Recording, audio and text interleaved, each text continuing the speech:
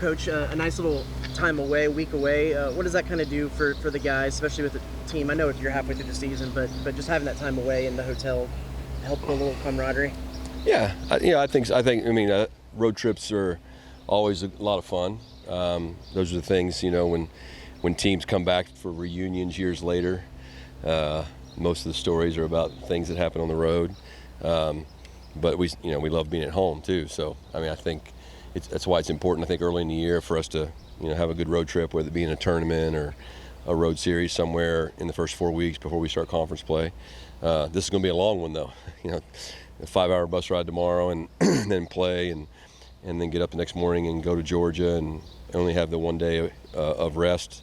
If you win, it makes that Sunday awful nice like yesterday was. So, but we're excited for the opportunity.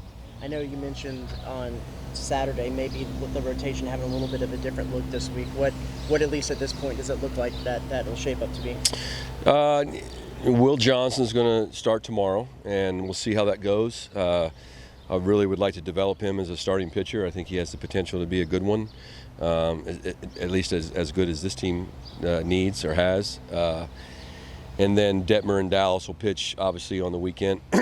Whether we bring him back on another short rest or not remains to be seen. We may just have Dallas throw the first. Detmer throw the first one, and then see how that game goes. And Ryan, we're gonna give him some opportunities maybe out of the bullpen. He didn't throw that many pitches the other day, and sometimes it's good for a starting pitcher to go to the bullpen and just kind of work through some things in a different role, right? And as a starting pitcher, sometimes, especially a guy like Ryan, he's super intelligent, very, very good pitcher.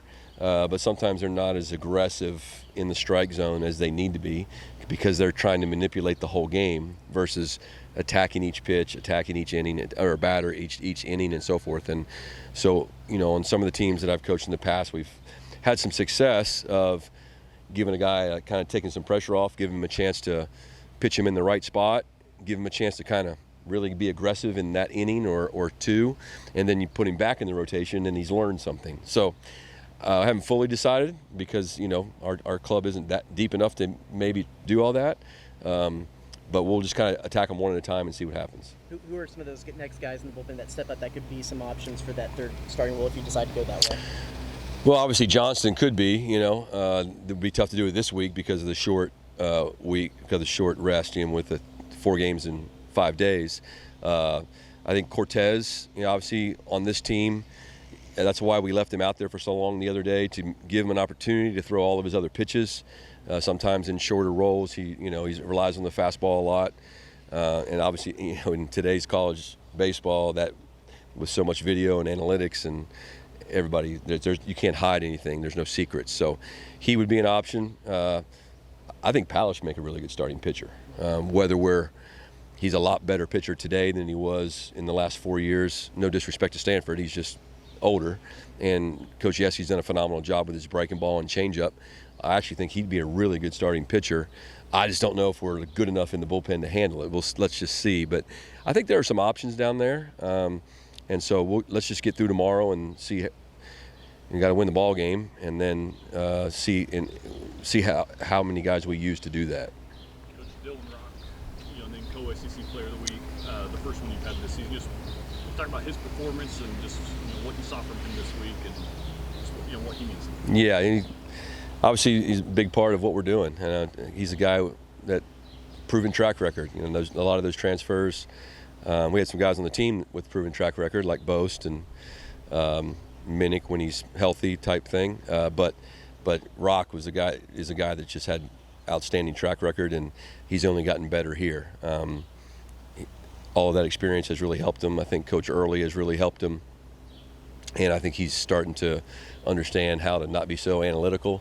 Some of these guys, they seek excellence at such a high level, which is great, especially away from the field. But sometimes good is good enough, right? And Dylan, sometimes he's always searching for the next thing, and he's very concerned with his swing and his hands and where's my head and all these other things. And at the end of the day, it comes down to getting a good pitch to hit and putting your swing on it for that day. And when he makes things simple, he does really well. Do you have to with so many games and so few days, just not a lot of rest, have you changed the game plan at all a little, or what's the mindset as you start this long? Well, you're not going to change. We change how we prepare. We don't take batting practice the same way every day. We don't. There's days we run bases. There's days we don't. If you're here early enough, you don't see us take infield, outfield very much. And that's one thing I've learned. As a young coach, I would have never done that. And the older you get, the more you're conscious of the players' bodies. And we also have technology now, a thing called the catapult system that's been in college football for a long time. That when I was at TCU, we were the first college baseball team to use it, and then we fortunate enough to buy it here. And it's a tracking, like a GPS tracking system that helps us measure the wear and tear on the players' bodies, how much they're running, how much they're moving, what their heart rate is, how much effort they're exerting. And so you can use those ratios and those scores to plan out a practice or plan out a BP, and helps me manage their workload a little bit. How much does it help to have a few guys, especially in some of these long games you've been having, like Dylan or Jack or Ryan, that sprinkled throughout the lineup, who, if they're having a game or if they're out a nice little run, it kind of just gets everyone kind of looking ahead to, like, this guy's stepping up to the plate, let's see what this guy can do, just staying plugged into the game for that. Yeah, I think you want a lineup where it gives you a chance to score every inning. Don't ever want to be that. We've played some teams, and I've coached some teams that once you get past the first 3 or 4 hitters, then you get to take a break for a couple innings, and you have to wait for those guys to come back. But yeah, those guys have been anchors in the lineup for sure, hitting back to back. One right, one left. Claunch, Boast, Minnick. And so I said before the season, if we can stay healthy, and it'd be nice to get Werner back, because he's another one that can really do some things and may allow us to shuffle the lineup to make it even more balanced, especially at the bottom. So yeah, this is a good lineup. I think I haven't looked after the weekend, but I think we're second. We were second in the SEC, at least in batting average. Now the goal of an offense is not to get hits. A goal of an offense is to score runs, right? So I think our batting average was high, but I don't know where we were in terms of runs scored. But 17 in one game will help. So maybe I need to check it out. But yeah, those are really good players, and Jack's obviously a guy that's going to be anchoring our lineup for the years to come. Speaking of Trevor, I know he was out, I guess, pinch running the other day. Just kind of, where's he at with things? He's close. He's getting closer. I think we'll find out more today. He hit a little bit over the weekend. I think he's just managing his soreness and coming back from all that, and trying to make sure that we don't rush. I don't want his swing. I don't want him to manipulate the bat so that his hand feels better. I want him to take his swing, right? And so I don't want him taking his swing unless he fully feels ready to do that. Otherwise, you end up with a different version of him. And I'd rather have him 100% with his really good swing. If it takes an extra week to get that, then I'm willing to wait. I know with Cortez, he mentioned over that slider really fell in for him on Saturday, kind of maybe for the first time this season. What was that process like to get that, and is there any way that you usually indicate that maybe this is going to be the game that something like that's going to fall, or is it a pleasant surprise usually? Well, I think for him in his scenario, the breaking ball was always good in the bullpen. It was always good even in his warm-ups. But then he had just, I think, a mental block of trusting it, and that comes from, you play high school baseball and you throw 96, 97 miles an hour. Unless someone's forcing you to do it, you're probably not throwing too many change-ups or breaking balls. But as soon as we got down in that game, I told and Coach Eski and I spoke, and I was like, we got to see what Cortez can do in a longer outing. And when you're losing and you got him out there, it's like, let's just find out. Let's throw a 2-1 breaking ball. Let's throw a even in the count breaking ball. And then as the more good ones he threw, the more confident he got in the pitch. So he throws a lot of strikes, and obviously that kind of pitcher helps you win, whether as a starter or as a reliever.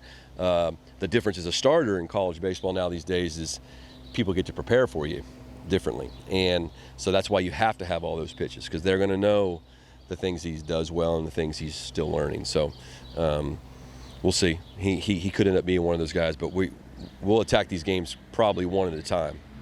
What does a weekend like you just had do for this team's confidence, especially Sunday, the way they ended overall? And do you get the sense they feel like they can replicate that now? We'll find out. That was the challenge after we lost on Saturday or Friday, was hey man, we've split the first 2 games of the last 2 series, and then you talk all year long, and even when you're in practice in the fall about,